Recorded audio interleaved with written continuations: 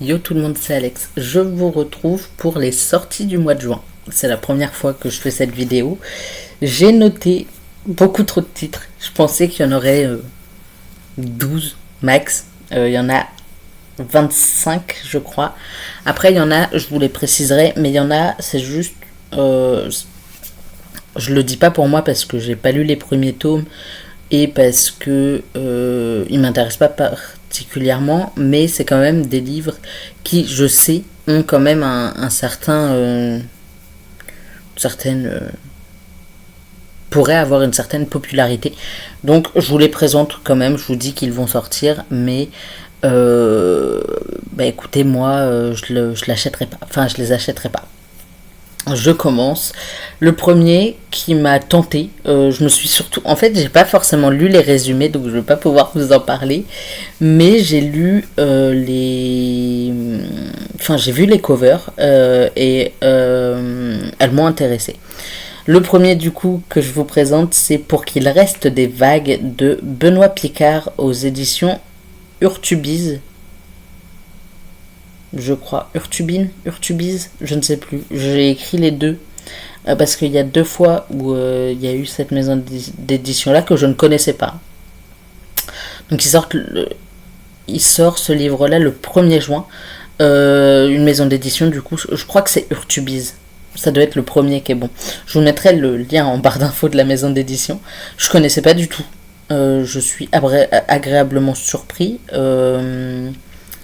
Parce que du coup je connaissais pas, mais j'ai quand même mis deux de leurs livres dans ma pile à lire, donc dans mes envies du mois de juin, donc finalement pour qu'il reste des vagues, je sais plus, je crois que lui j'ai lu le résumé mais je m'en souviens plus vraiment. Après je vous tourne cette vidéo, il est presque 5h du matin, cherchez pas à comprendre. Le deuxième, c'est La fin de l'histoire, qui sort le 2 juin, qui est écrit par Kylie Scott et qui sort chez Bookmark. Alors ça, pour le coup, j'en ai déjà entendu parler grâce à des partenaires Bookmark.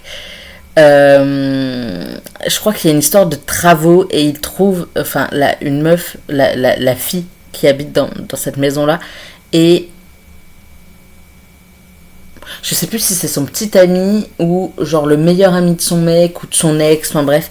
En fait, il découvre un papier de divorce datant de 10 ans plus tard, avec leurs deux noms. Enfin, vraiment, ça n'a aucun sens parce que ils sont pas mariés finalement. Donc, je crois que c'est ça, c'est le meilleur ami de son ex et ils se retrouvent à avoir un papier de divorce à leur nom dans 10 ans et ils sont là en mode... C'est toi qui me fais une blague, et pas du tout finalement. De ce que j'en ai compris, je crois que c'est un truc comme ça. Je pense qu'il y a du potentiel. Ensuite, et là pour le coup c'est un de ceux que je ne lirai pas, que je n'achèterai pas parce qu'en plus j'ai pas les deux premiers tomes. Ça sort le 4 juin et c'est Valentina, le tome 3 de Azra Reed chez Hugo dans leur collection Dark Romance. Je lis très peu de dark romance, je crois que j'en ai jamais vraiment lu, à part Captive, mais Captive, moi je le considère pas comme une... Enfin, je vois le côté dark romance parce que c'est un mafieux patati patata.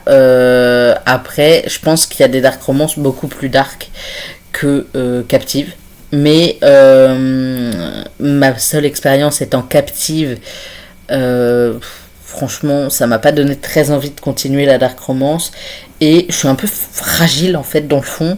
Et moi, les dark romance, j'ai peur d'avoir peur en fait. Donc, je préfère ne pas les lire.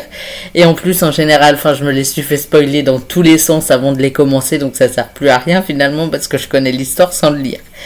Donc, Valentina, le tome 3 qui sort le 4 juin. C'est en grand format, me semble-t-il. Je vous avoue que je ne sais pas forcément les formats. Pour La fin de l'histoire et Valentina, c'est des grands formats, c'est quasiment sûr. Funny Story, qui sort le 4 aussi. C'est un Emily Blaine. Non, Emily Henry. Il y a un Emily Blaine, mais c'est pas celui-là.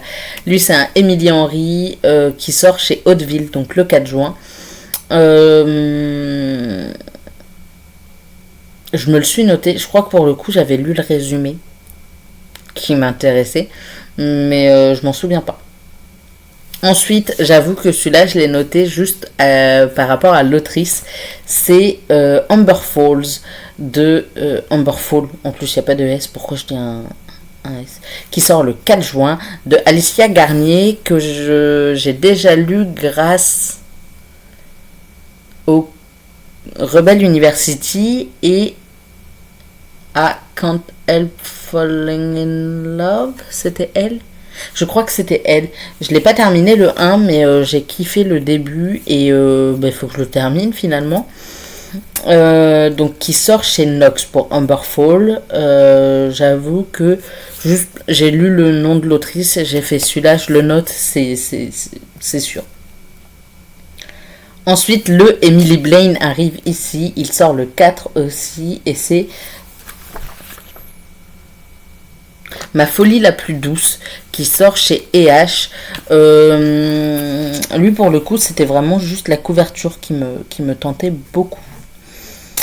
Toujours le 4 d'ailleurs. On a aussi La boulangerie de minuit de Noriko Onuma chez Hauteville. La couverture je crois me paraissait toute mignonne, toute douce et on parle d'une boulangerie. Donc forcément, moi et ma gourmandise légendaire, on s'est dit boulangerie, on y va, on fonce. Je sais pas le format de celui-ci, je vous avoue.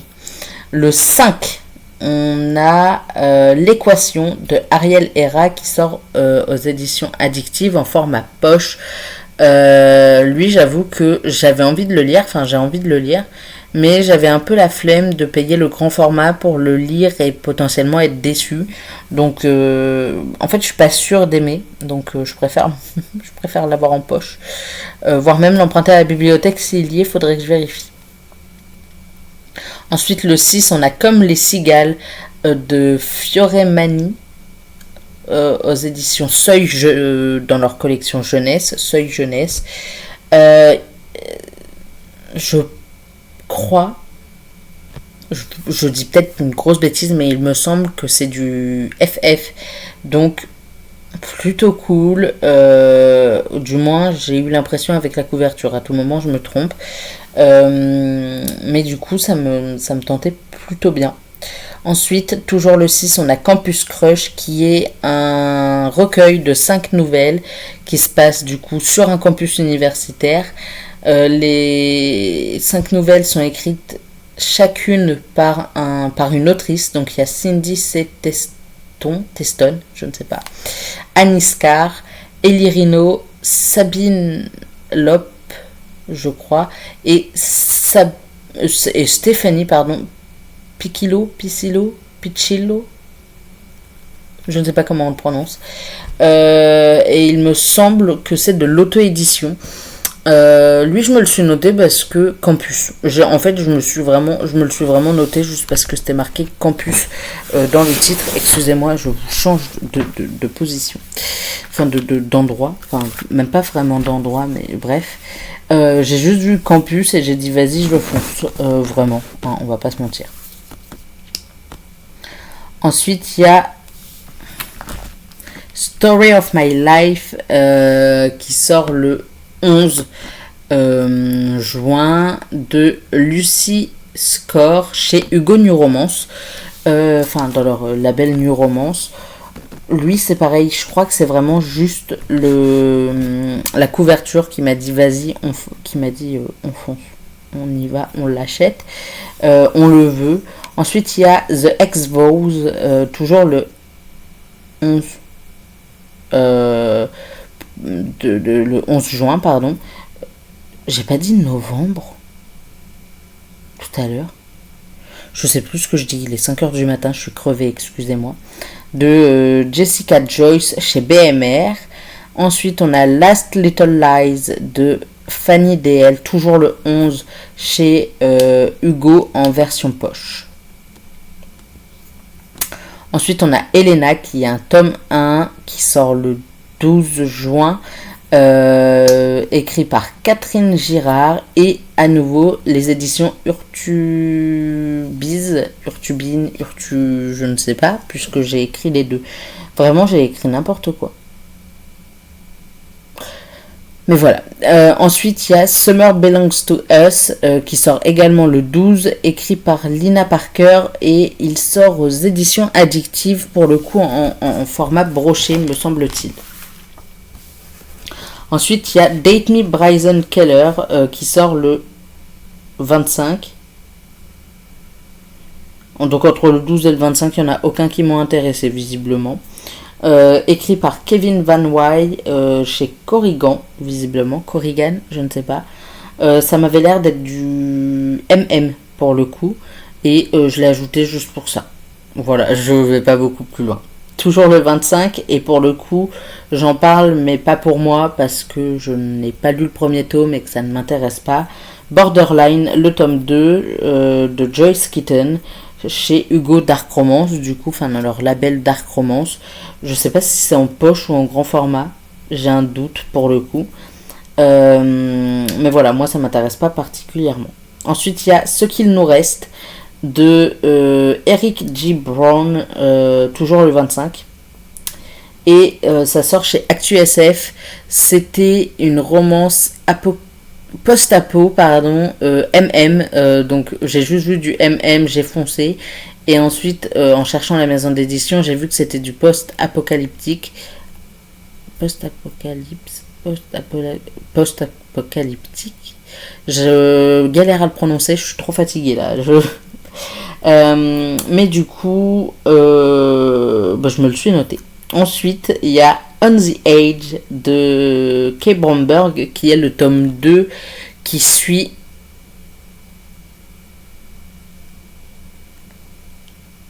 Off the Grid. Il y a tous mes livres là-bas, organisés par pile par rapport aux dernières vidéos que j'ai fait. Et forcément, les deux que je vois, c'est des addictifs, pas du tout du coup, les On the, enfin le off the Grid, il me semble. Donc c'est chez Hugo, collection New Romance.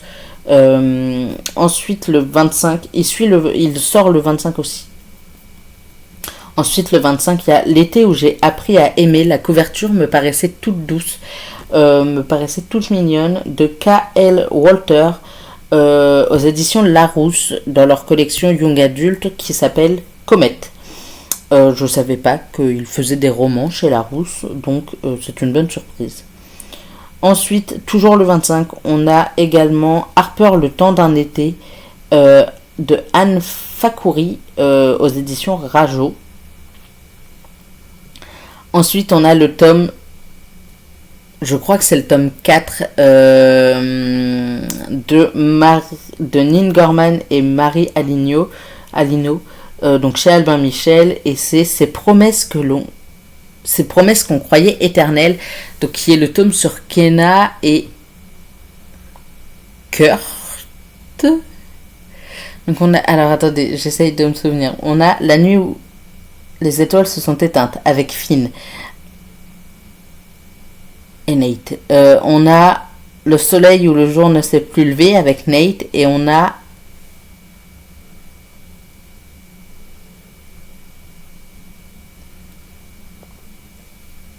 Ces prières que je fais dans le noir, ces prières quelque chose, je me souviens pas du titre du 3, avec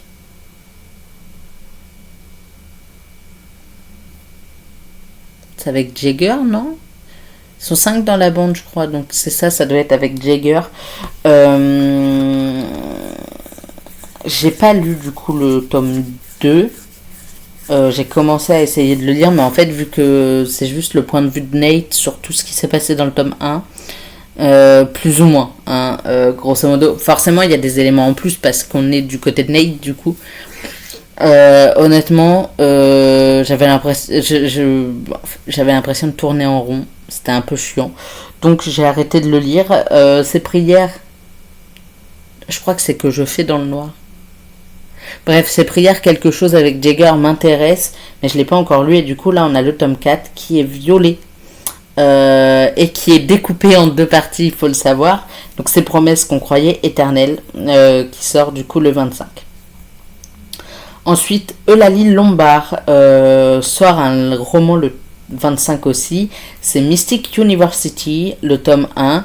C'est une romance sur un campus. Il y a du paranormal avec des loups-garous ou des vampires. J'ai un doute. Mais du coup, un peu de, c'est pas du paranormal, du coup, c'est quoi? C'est du fantastique. Bref, une romance avec des trucs qui n'existent pas dans la vraie vie. Donc en auto-édition, probablement. Je suis pas sûre. Je crois que c'est de l'auto-édition. J'ai marqué auto-édition, mais je suis pas persuadée. Je verrai bien de toute façon. Ensuite, chez PKJ, le 26, on a Le mec parfait n'existe pas de Sophie Gonzalez. Et lui, c'est le titre m'a attiré déjà. Et la couverture m'a un peu attiré l'œil aussi. Donc, je verrai. Mais je me le suis noté. Et ensuite, lui, pour le coup, j'aimerais bien lire le tome 1 avant, pour des raisons évidentes. Mais le tome 1 m'intéresse vachement, donc je me suis noté le 2. Donc c'est de Michaela Smelter aux éditions Roncière et c'est La Renaissance des fleurs sauvages. Et je crois que du coup le tome 1 c'était la résilience. J'ai pas vérifié. Et dans ma tête, c'est juste ça, c'est forcément La Résilience des fleurs sauvages, qui existe en grand format et en petit format, enfin en format poche. Et honnêtement, la couverture poche, j'aime pas du tout. Mais la couverture brochée est incroyable. Donc faut voir. Mais du coup, voilà les petits romans que je me suis notés pour le mois de juin, finalement. Je sais pas trop. Je ne sais pas trop qu'en penser. Je sais que je vais pas se mentir, je sais que je vais pas pouvoir tout acheter ce mois-ci, mais on verra bien. Donc je sais pas si vous, il y en a qui vous intéressent. Dites-moi en commentaire ou venez me parler sur Instagram pour me dire s'il y en a qui vous intéressent dans la liste que je viens de faire. Après, j'avoue que je merde un peu parce que je vous ai pas donné les résumés. Je ferai ça mieux la prochaine fois. Pour le mois de juillet, je vous ferai un truc mieux. Mais voilà ma petite sélection du mois de juin. Et on sait que je vais pas pouvoir tout acheter, mais c'est pas grave. Au moins, j'en aurai noté quelques-uns et j'espère pouvoir en acheter un ou deux, même si c'est pas sûr. Ou pouvoir les emprunter à des amis ou quoi. Mais on verra. Je vous fais des gros bisous et je vous dis à très vite pour une nouvelle vidéo. Bye.